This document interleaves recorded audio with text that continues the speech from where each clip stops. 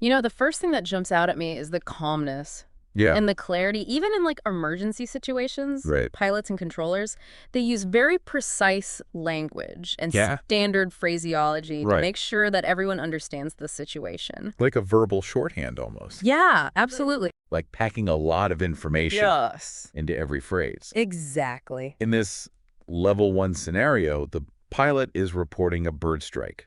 Okay. They manage to convey the situation, their altitude, their intentions, all in just a few sentences. And notice how the controller immediately repeats the key information back to the pilot. Right. It's all about confirming understanding and leaving no room for ambiguity. Yeah, it's like a perfectly choreographed dance. It is. Even when things get a little stressful. Yeah, for sure. Okay, well, here's a level 2 scenario where things are definitely more intense. Yeah. Okay. The pilot is declaring a mayday due to an engine fire. Wow. You can hear the urgency in their voice, Yeah. but they're still remarkably composed. They are, and that's due to the training and the procedures that are in place. Yeah, so even in a life-threatening situation, they stick to the script. They provide the essential information clearly and concisely. The nature of the emergency, their position, their intentions. Yeah. It's all very clear, and that allows the controller to respond quickly. Right. And coordinate assistance. Exactly, yeah. It's amazing how much responsibility rests on their shoulders, making these split-second decisions. Yeah, very high-pressure situation. These recordings really underscore the importance of clear communication and a shared understanding of this terminology. Absolutely. I mean, if we didn't know what Mayday meant or what a runway incursion was, these conversations would just sound like... Yeah, a foreign language. Exactly. Speaking of runway incursion, I noticed that term popping up in several of these scenarios. It does. Can you remind us what that means and why it's so dangerous? Yeah, so a runway incursion is basically when something that shouldn't be on the runway is there. Okay. Whether it's another aircraft, a vehicle, even a person. Wow. It's a huge safety hazard because it can lead to a collision. Right. In one of the recordings, a pilot had to abort their landing at the last second because of a runway incursion. It happens. And it's a good reminder that even with all the technology and procedures we have in place, human error can still happen. Absolutely. Well, weather seems to be a recurring theme in these listening exercises. It is. Wind shear is a term that comes up frequently. Yes, wind shear. And it sounds like it can really throw a plane around. It can. It's very powerful. I remember you mentioned that it can happen at any altitude. But it's especially dangerous during takeoff and landing. Yes, exactly. So wind shear is basically a sudden change in wind speed or direction. Okay. So imagine you're on final approach, just about to touch down. Yeah. And suddenly a gust of wind pushes you sideways or downwards.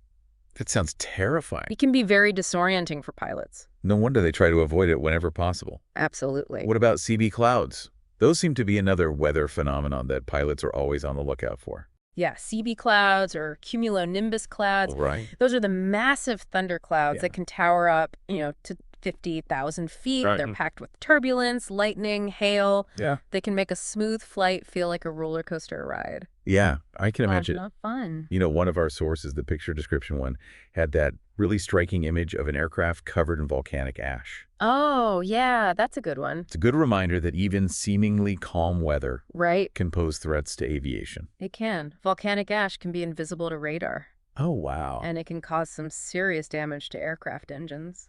So it's not just about knowing the terms. Right. It's about understanding their real-world implications. Exactly. And these listening exercises really bridge that gap. They do. Between the theory and the practice. Absolutely. And it's not just what's happening up in the air. We've also heard a lot of terminology related to airport operations. Yeah. Things like taxiway, ramp, holding point, follow-me vehicles. Right. Airports are like little cities. They are. With their own complex systems and procedures. Absolutely. Remember how we were talking about follow-me vehicles earlier? Yes. I used to think they were just for show. I know, right? But they actually play a crucial role in guiding aircraft around the airport. Especially at busy airports with lots of traffic and limited space. They help prevent collisions and make sure the aircraft are parked safely and efficiently. Yeah.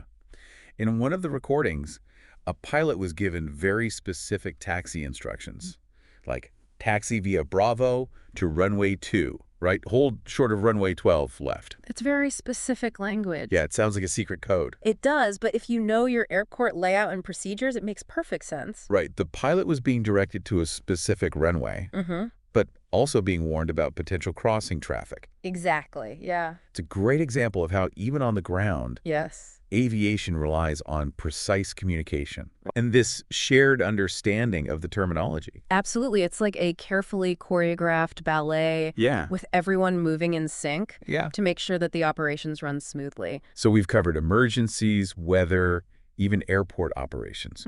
And it's clear that aviation communication is a highly specialized language. It is. But it's also incredibly fascinating. Oh, it is. And, you know, it's a language that's accessible to anyone who is willing to learn. Exactly, yeah. The more you understand about aviation vocabulary, the more you can appreciate the skill, the precision, and the teamwork required to make every flight safe and successful. Yeah, it takes a village.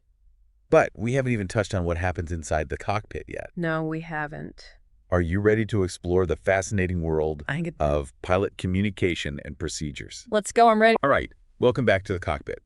We're going to take a closer look at the language and procedures that pilots use to communicate with each other and with air traffic control. It's a whole world of standard phraseology and checklists and a deep understanding of aircraft systems. It's like the brain center of the whole operation. It is. One thing that really struck me in those ICAOPREP listening sources was the use of really specific terms and phrases. Yes. Like they're almost speaking a secret code. Well, it is a specialized language, you're right. Right. But it's designed that way for a reason. Yeah. Every phrase has a very precise meaning. Right. To minimize the risk of any misinterpretation or ambiguity. Okay, so for example, in one scenario, a pilot said, requesting vectors for an ILS approach. Okay. What exactly does that mean? Let's break it down. Okay. So vectors are basically directions provided by air traffic control to guide the aircraft along a specific path. And ILS stands for Instrument Landing System, which is a precision approach system that helps pilots land safely, especially in low visibility conditions. So the pilot is basically asking for very specific guidance from the controller to line up for an instrument landing. Exactly. It's all about clear communication. It is. And making sure everyone is on the same page. Absolutely. Literally and figuratively. Yes. Well, these recordings really highlight the level of responsibility that pilots and controllers have. They do, yeah. They're making these critical decisions based on their knowledge and their skill and their ability to communicate effectively. It's really impressive. It is. It's a huge testament to their training and their professionalism. Absolutely. You know, we've talked about emergencies and weather, but what about other challenges that pilots face in the cockpit? Well, there are many. I've heard the term runway incursion a few times, and it sounds pretty scary. It is a scary situation. What exactly does that mean? So a runway incursion is when there's an unauthorized aircraft, vehicle, or even a person is on the runway. Wow. Okay. Yeah, it's a major safety hazard, obviously. Yeah. Because it could lead to a potential collision. In one of the scenarios, a pilot had to execute a go-around. Right. Because of a runway incursion. They were just seconds from touchdown. It happens, and those are high-pressure situations for sure. Oh, I bet. That takes nerves of steel. It does.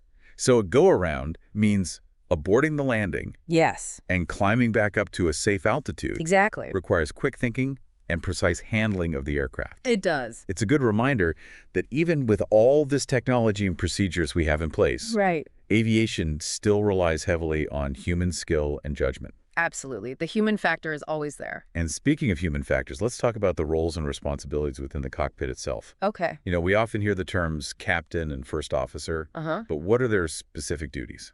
So the captain is the pilot in command, and they have ultimate responsibility for the safety and operation of the flight. Right. They make the final decisions and are ultimately accountable for the outcome. So the first officer assists the captain? Yes. In all aspects of the flight? Yeah, pretty much. From pre-flight planning to landing? Exactly. So they work together as a team, sharing the workload, making sure everything runs smoothly. That's the goal, yes. And they use a system of cross-checking and communication to make sure they're both on the same page. Absolutely. It's all about coordination, communication, and trust. You got it. It's like a perfectly synchronized dance. I like that analogy, yeah. With each pilot knowing their steps and working in harmony with the other. Exactly. Well, we've only scratched the surface of cockpit communication. We have. But hopefully you have a better appreciation for the complexity and the precision involved. Yeah, it's a fascinating world. It is. And there's always more to learn. Well, I am amazed by the level of teamwork, communication, and expertise required to make these flights happen safely and efficiently. Me too. It's like a giant puzzle. Yeah. Where every piece has to fit perfectly. That's a great way to put it.